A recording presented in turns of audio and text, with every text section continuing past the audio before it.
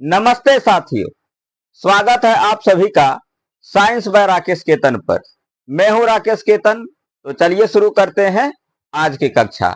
आज हम लोग अम्ल का क्षार के साथ अभिक्रिया को पढ़ेंगे। तो आइए देखिए, अम्ल का क्षार से अभिक्रिया। यदि कोई अम्ल किसी क्षार से अभिक्रिया करता है तो बनने वाले उत्पाद लवण तथा जल होते हैं। तो जब भी कोई अम्ल किसी क्षार से अभिक्रिया करेगा तो जो बनने वाला उत्पाद होगा उसमें एक लवण होगा और साथ में जल होगा। आप इसे इस रूप में भी लिख सकते हैं। ये जो अम्ल और क्षार का अभिक्रिया है, इस अभिक्रिया को उदासीनीकरण अभिक्रिया, न्यूट्रलाइजेशन रिएक्शन कहते हैं। क्योंकि अम्ल और क्षार जब आपस में रिएक्शन करता है तो जो बनने वाला उत्पाद होता है जिसे हम लवण कहते हैं, ये बनने वाला लवण उदासीन होता है। इसीलिए अम्ल तथा क्षार के अभिक्रिया को उदासीनीकरण अभिक्रिया कहते हैं। आइए कुछ एग्जाम्पल देखते हैं। मान लीजिए कि आपके पास एक क्षार है, सोडियम हाइड्रोक्साइड NaOH। आप इस क्षार का अभिक्रिया करा लीजिए किसी अम्ल के साथ, जैसे HCl से करा लेते हैं, HCl हाइड्रोक्लोरिक अम्ल। तो ये क्षार है सोडियम हाइड्रोक्साइड और ये अम्ल है HCl। तो जब ये दोनों आपस में अभिक्रिया करेगा तो बनने वाला जो उत्पाद होगा वो एक लवण होगा। तो लवण क्या बनेगा, यहां से सोडियम और क्लोरीन मिलकर के एक लवण बनाएगा। तो उस लवण का फॉर्मूला क्या बनेगा, NaCl।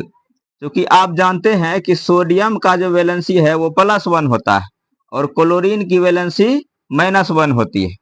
तो इसकी वैलेंसी इसके नीचे आएगी, इसकी वैलेंसी इसके नीचे आएगी, तो 1-1 लिखा नहीं जाता है। इसीलिए फॉर्मूला हो जाएगा NaCl, सोडियम क्लोराइड। और साथ में क्या बनेगा, जल बनेगा H2O।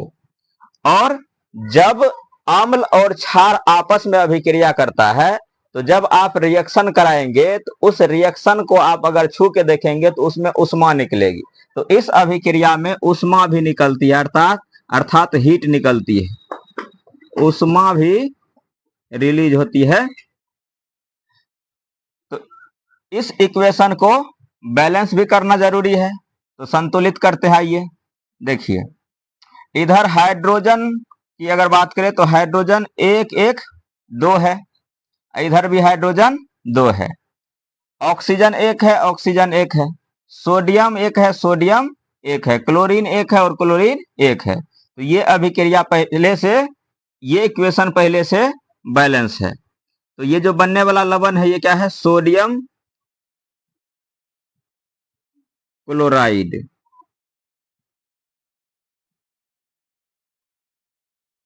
आइए अगला एग्जाम्पल देखिए, एग्जाम्पल नंबर 2। आप एक और क्षार ले लीजिए, magnesium hydroxide MgOH whole twice. अब इसका रिएक्शन करा दीजिए इसी अम्ल के साथ, HCl के साथ, HCl। तो ये मैग्नीशियम हाइड्रोक्साइड है, ये HCl है। जब ये दोनों आपस में रिएक्शन करेगा तो एक लवण बनेगा। तो मैग्नीशियम क्लोरीन से मिलकर के एक लवण बनाएगा। तो फॉर्मूला क्या बनेगा, Mg, क्योंकि मैग्नीशियम की वैलेंसी क्या होती है 2+ और क्लोरीन की वैलेंसी क्या होती है 1-। तो इसकी वैलेंसी इसके नीचे 1 लिखेंगे नहीं, जबकि इसकी वैलेंसी इसके नीचे आएगी तो यहाँ 2 लिखेंगे। तो फॉर्मूला क्या बनेगा, फॉर्मूला बन जाएगा MgCl2। तो ये मैग्नीशियम क्लोराइड बन गया और साथ में क्या बनेगा, जल बनेगा H2O। और क्योंकि अम्ल और क्षार आपस में रिएक्शन किया है तो उष्मा भी निकलेगी, हीट भी निकलेगी, तो उष्मा भी निकलेगी। ठीक है। अब इस इक्वेशन को, इस समीकरण को बैलेंस कर लेते हैं। इसमें क्लोरीन देखिए कितना है, इधर प्रोडक्ट में क्लोरीन है 2 जबकि अभिकारक में क्लोरीन है 1। तो इसको बैलेंस करने के लिए यहाँ 2 से गुना करेंगे तो क्लोरीन 2 हो गया। अब आगे चलते हैं, मैग्नीशियम इधर 1 है, इधर भी मैग्नीशियम 1 है। हाइड्रोजन अगर देखें तो हाइड्रोजन इधर 2 है, इधर 2, तो 2 2 4, इधर हाइड्रोजन 2 है, तो हाइड्रोजन को बैलेंस करने के लिए यहाँ अब 2 से गुना करेंगे। फिर ऑक्सीजन इधर 2 है और ऑक्सीजन इधर भी 2 है, तो इस प्रकार यह अभिक्रिया संतुलित हो गई। तो यहाँ जो बनने वाला लवण है वो क्या है? मैग्नीशियम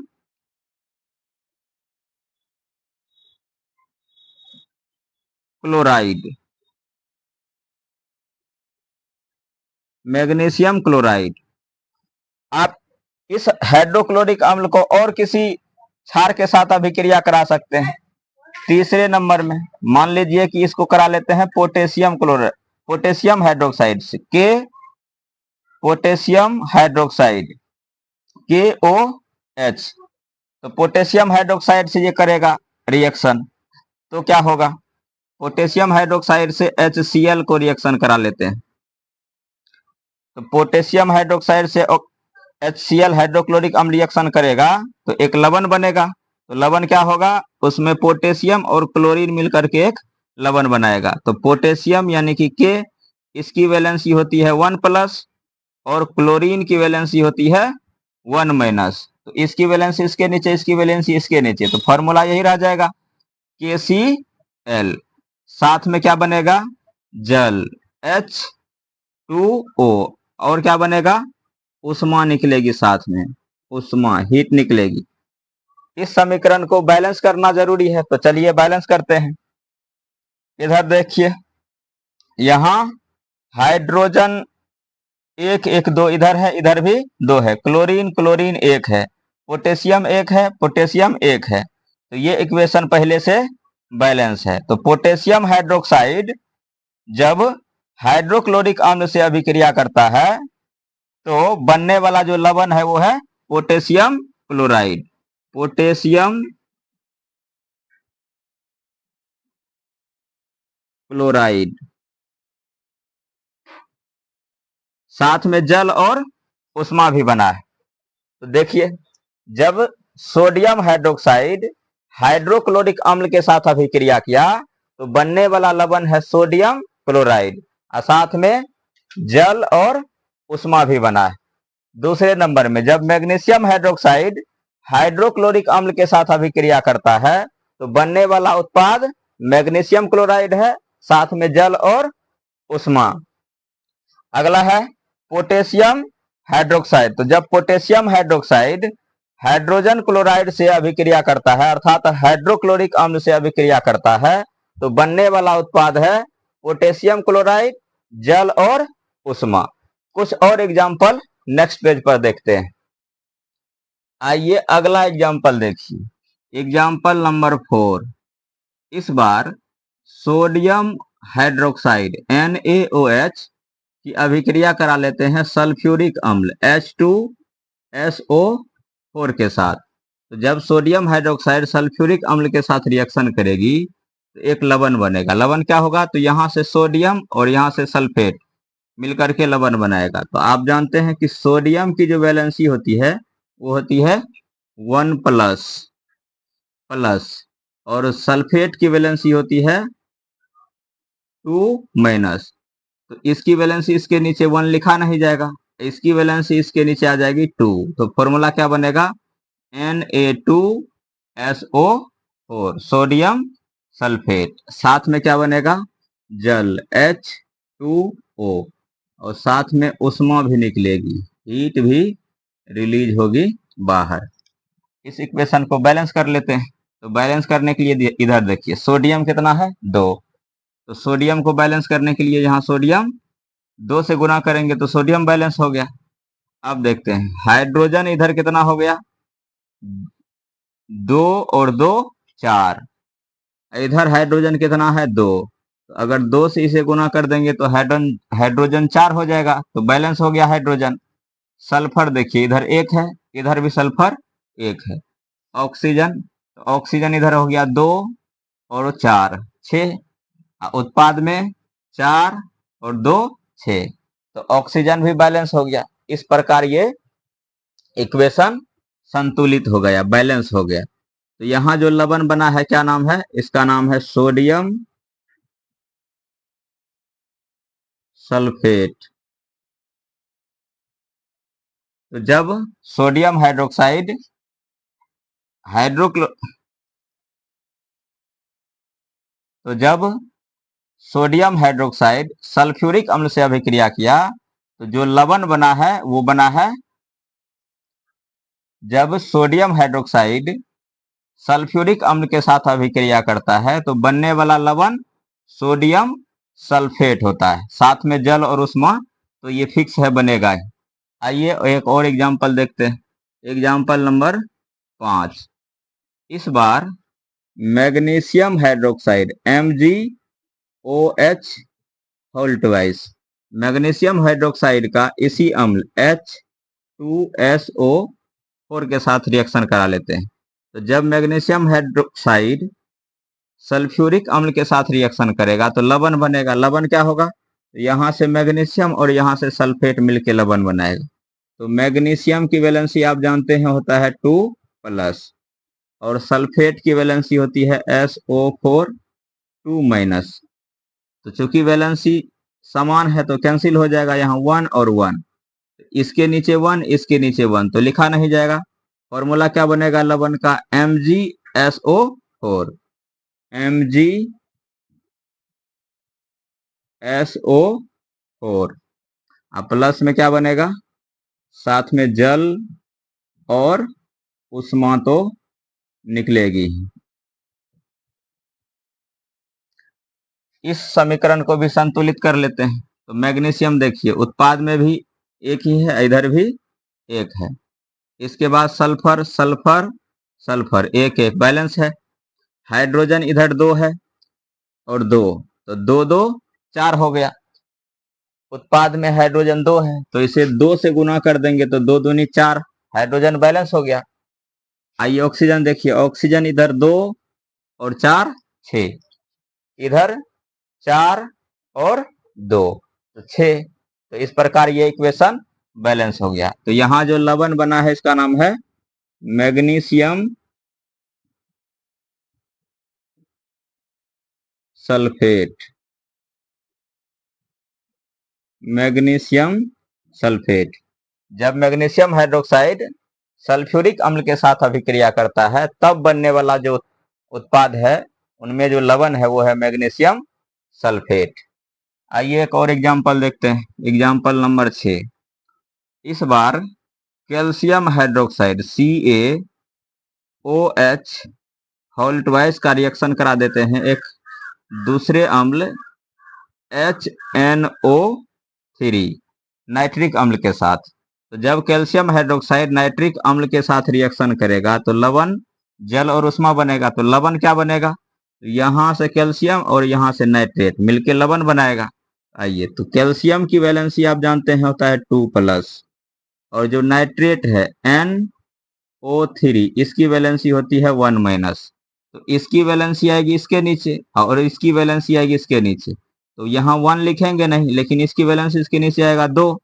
तो इस पूरे के ऊपर 2 वैल आ गया बेस में नीचे। तो फॉर्मूला क्या बना लवण का?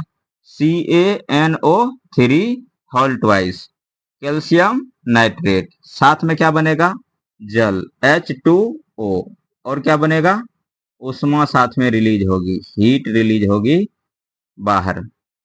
इस इक्वेशन को भी बैलेंस कर लेते हैं। यहाँ देखिए नाइट्रोजन यहाँ कितना है? 2, तो इधर बैलेंस करने के लिए यहाँ 2 से गुना कर देंगे तो नाइट्रोजन बैलेंस हो गया। अब देखिए कैल्शियम 1 है, कैल्शियम 1 है, बैलेंस है। अगला देखिए हाइड्रोजन इधर कितना है? हाइड्रोजन है 2 और 2 4, तो हाइड्रोजन को बैलेंस करने के लिए यहाँ 2 से गुना करेंगे तो 2 दूनी 4 हाइड्रोजन हो गया, तो हाइड्रोजन भी बैलेंस। अब अगला एलिमेंट देखिए ऑक्सीजन, ऑक्सीजन हो गया 2 और 3 दूनी 6, तो 6 और 2 8, यहाँ 3 दूनी 6 और 2 8। इस प्रकार ये इक्वेशन बैलेंस हो गया। तो ये जो लवण बना है इसका नाम है कैल्शियम नाइट्रेट, कैल्शियम नाइट्रेट। तो जब कैल्शियम हाइड्रोक्साइड HNO3 नाइट्रिक अम्ल के साथ अभिक्रिया करती है तो बनने वाला जो लवण होता है वो कैल्शियम नाइट्रेट होता है, साथ में जल और उष्मा बनती है। तो आप इस प्रकार से अम्ल को क्षार के साथ रिएक्शन करा करके लवण बना सकते हैं, सॉल्ट बना सकते हैं। अब इस अम्ल और क्षार की अभिक्रिया में आप देख रहे हैं कि उष्मा निकल रहा है। तो आप जानते हैं कि जब अम्ल और क्षार आपस में अभिक्रिया करता है तो इस अभिक्रिया को कहते हैं उदासीनीकरण अभिक्रिया। क्योंकि इस उदासीनीकरण अभिक्रिया में उष्मा निकल रही है, तो जिस अभिक्रिया में उष्मा निकलता है उसे कहा जाता है उष्माक्षेपी अभिक्रिया, एक्सोथर्मिक प्रोसेस। और जिस अभिक्रिया में उष्मा की जरूरत होती है, आवश्यकता होती है, उस अभिक्रिया को कहते हैं उष्मा शोषी अभिक्रिया, इंडोधर्मिक रिएक्शन। तो जिस अभिक्रिया में उष्मा सोखेगा यानी कि खींचेगा उसको कहेंगे उष्मा शोषी अभिक्रिया, उसको उष्मा की जरूरत है तो उष्मा शोषी अभिक्रिया हो गया, इंडोधर्मिक रिएक्शन हो गया। और जिस अभिक्रिया में उष्मा बाहर निकलेगा उसको कहेंगे उष्मा क्षेपी अभिक्रिया, एक्सोथर्मिक प्रोसेस। तो इस अभिक्रिया में क्या हो रहा है, उष्मा बाहर निकल रहा है। तो जब अम्ल और क्षार आपस में क्रिया करता है तो उस अभिक्रिया को हम क्या बोलते हैं, उसको बोलते हैं उदासीनीकरण। तो नोट में लिखेंगे NOTE, नोट। तो ये जो अभिक्रिया है इसे हम कहते हैं उदासीनीकरण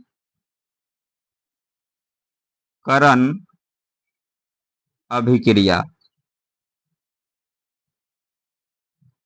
क्योंकि इस अभिक्रिया में, इस उदासीनीकरण अभिक्रिया में हीट निकल रही है, इसीलिए इसे उष्माक्षेपी अभिक्रिया भी कह सकते हैं, उष्माक्षेपी अभिक्रिया। इंग्लिश में कहेंगे इंडोधर्मिक रिएक्शन। यदि आप लोगों को जानकारी अच्छी लगी हो तो वीडियो को लाइक और चैनल को सब्सक्राइब जरूर करें।